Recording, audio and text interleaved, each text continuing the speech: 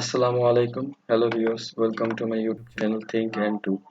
আজকের আমাদের টপিক হচ্ছে আমরা কিভাবে আমাদের ল্যাপটপের র্যাম চেঞ্জ করতে পারবো, বাড়াতে পারবো বা নতুন একটা র্যাম ইনস্টল করতে পারবো। তো এ ব্যাপারে আজকে কথাবার্তা হবে যে কিভাবে এটা করা যায়।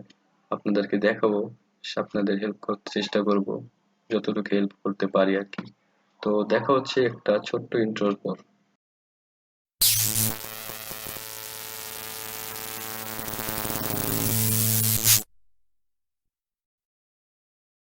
তো এভাবে আমরা ল্যাপটপের উপরের কাভারটা খুলে নিব, কিন্তু ওয়েট, তার আগে একটু র্যামের ব্যাপারে কথা বলে নিই।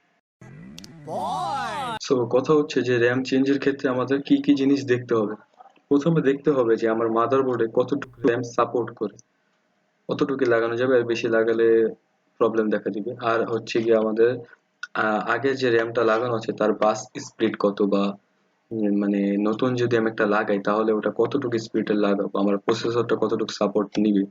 তো আমাদের ওরকম দেখে লাগাতে হবে। তো আগে থেকে যদি আপনি ল্যাপটপটা খুলেন তাহলে আপনি দেখতে পারবেন যে এটাতে কতটুকু স্পিডের র্যাম দেওয়া আছে, বাস স্পিডটা। অথবা আপনি ওয়েবসাইটে যদি সার্চ করেন তাহলে সেখানেও তারা উল্লেখ করে দেওয়া দেয় যে কতটুকু বাস স্পিডের র্যাম ইনস্টল করা আছে। তো আপনি সেই স্পিডের র্যাম ইনস্টল করবেন নতুন করে। আর নতুন আরেকটা মানে এক্সট্রা একটা লাগানোর ক্ষেত্রে র্যাম যদি আগে একটা লাগানো থাকে আর নতুন একটা লাগান তাহলে দুটোটার বাস স্পিড চেষ্টা করবেন সমান সমান থাক আর একটু বেশি থাক। কম হলে আর কি পারফরমেন্স একটু প্রবলেম আসে, আপ পিচ হয়ে যায়। তো এটা একটু খেয়াল করে নিতে হবে আমাদের যে কতটুকু স্পিডের র্যাম লাগানো আছে, আর কোন র্যামটা লাগানো আছে, DDR4 না DDR3। এটাও তারা ওয়েবসাইটে দিয়ে দেয় যে এটা কোন র্যাম, DDR4 নাকি DDR3। তো আমরা ওটা দেখে তারপর আমরা কিনবো। DDR3 থাকলে DDR3, DDR4 থাকলে DDR4। আর যদি খোলার পর দেখতে চান তাহলে খোলার পর ওখানেই যে সকেটটা আছে সকেটের মধ্যে লেখা থাকে যে কতটুকু মানে কোন র্যামটা ইউজ করা যাবে। এটা আমি একটু পরে আপনাদের দেখাই দেবো যে সকেটের মধ্যে যে লেখা আছে কিনা। হ্যাঁ, ল্যাপটপ খোলার যে ভিডিওটা এটা আমি আর কি স্কিপ করে দিয়েছি, কারণ এই পুরোটা ভিডিও রাখলে অনেক বড় হয়ে যাবে ভিডিওটা। তো আমাদের আগের একটা ভিডিও আছে যে কিভাবে এসএসডি ইনস্টল করতে হয়, সেখানে আমি দেখাইছি যে কিভাবে ল্যাপটপটা খুলবেন আপনারা। তো দয়া করে একটু ওখান থেকে দেখে নেবেন তাহলে ভালো হবে, সুবিধা হবে। আর এটাতে এতটুকুই রাখতেছি, এখান থেকে শুরু করতেছি, লেটস স্টার্ট। তো এই হচ্ছে আমার ল্যাপটপটা খোলার পর এটাই দেখতে পারবেন। তো এখানে আমার হার্ড ডিস্কটা আছে, যেটা আমরা চেঞ্জ করে এসএসডি লাগিয়েছি লাস্ট ডে। তো আজকে আমরা এখানে র্যাম মানে নতুন লাগাবো, দুইটা আছে স্লট। একটা আগে থেকে লাগানো আছে, যাতে আপনার একটা থাকে তাহলে আপনি এটা একটা চেঞ্জ করে 4 জিবিটাকে 8 জিবি বা 8 জিবিটাকে 16 জিবি করতে পারবেন যদি সাপোর্ট করে। আমারটা দুইটা আছে তাই আজকে আমি নতুন একটা লাগাবো এখানে।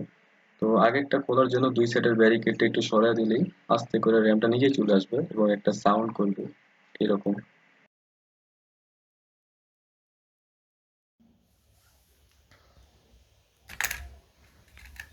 তো খুলে নিলাম র্যামটা, এখন আমরা দেখি এখানে এটাতে কি কি লেখা আছে।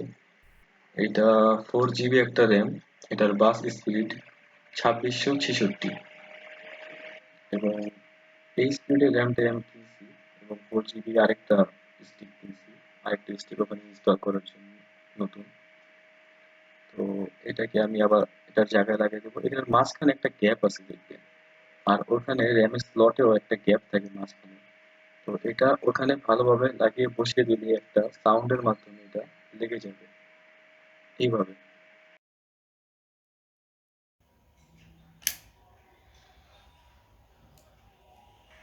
তো র্যামটা আমরা ওখানে আগের স্লটে লাগিয়ে দিলাম।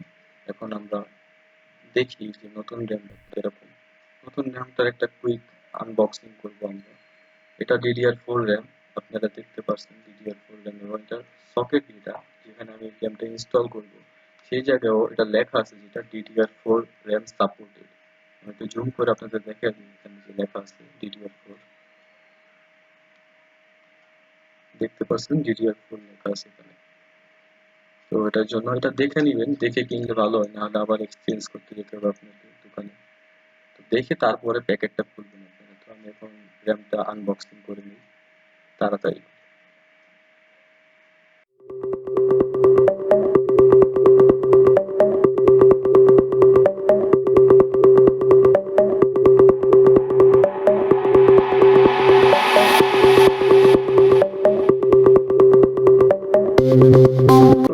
র্যামটা আনবক্স করা হয়ে গেছে।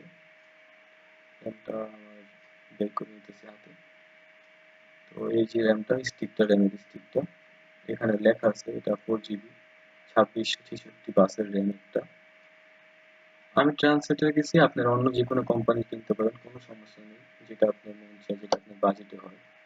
তো এই র্যামের মাঝে একটা ক্যাপ আছে দেখবেন, আর ওখানে সকেটেও একটা ক্যাপ আছে। তো এইটা ওখানে ভালোভাবে মিশিয়ে আপনি বসায় দিবেন, জোর করবেন না, যদি এটা বসে যায় তাহলে নিজেই লেগে যাবে এইভাবে।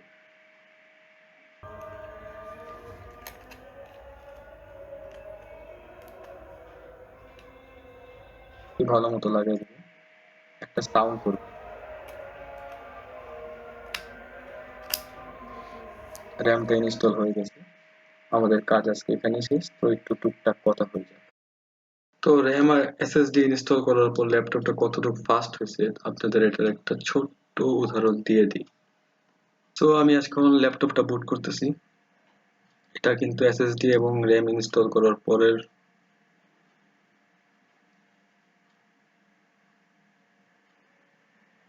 তো দেখতেই পারতেছেন যে কত জলদি ল্যাপটপটা বুট হয়ে গেল। তো এটাই হলো একটা উদাহরণ যে একটা এসএসডি একটা র্যাম ইনস্টল করলে ল্যাপটপটা কিভাবে ফাস্ট হয়ে যায়। তো আজকে এ পর্যন্তই, আশা করি সবাই ভালো থাকবেন, দোয়া করবেন আমার জন্য, আমি আপনাদের জন্য দোয়া করব। আমার চ্যানেলটা সাবস্ক্রাইব করে দিবেন, লাইক দিবেন, শেয়ার করবেন।